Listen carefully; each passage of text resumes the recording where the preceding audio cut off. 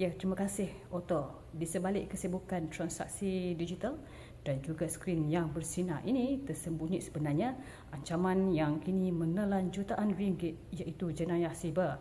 Jenayah dalam talian terutamanya kes penipuan wang dan juga penggundaman akaun semakin berleluasa. Angka PDRM mengesahkan trend ini meningkat dengan sindiket penipuan menunjukkan kecanggihan yang luar biasa, dan mereka menggunakan teknologi voice over internet protocol untuk menyamar sebagai pegawai bank dan juga agensi penguatkuasaan.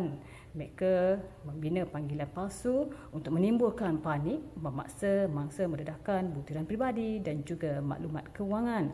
Modus operandi mereka bukan sahaja melalui panggilan. Sindiket ini juga giat menyebabkan pautan phishing yang diselitkan dalam aplikasi popular dan juga media sosial. Pautan tersebut akan membawa mangsa ke laman web palsu yang direka sama seperti laman web rasmi, memerangkap mereka memasukkan kata laluan dan juga kod TAC. Pakar keselamatan siber menegaskan kelemahan utama ialah orang ramai mudah panik dan juga pengetahuan literasi digital yang rendah. Dalam menghadapi masalah ini yang juga semakin meningkat, pihak berkuasa menggesa semua orang untuk sentiasa berwaspada, sentiasa semak nombor telefon dan juga nombor akaun yang mencurigakan di semak mula PDRM.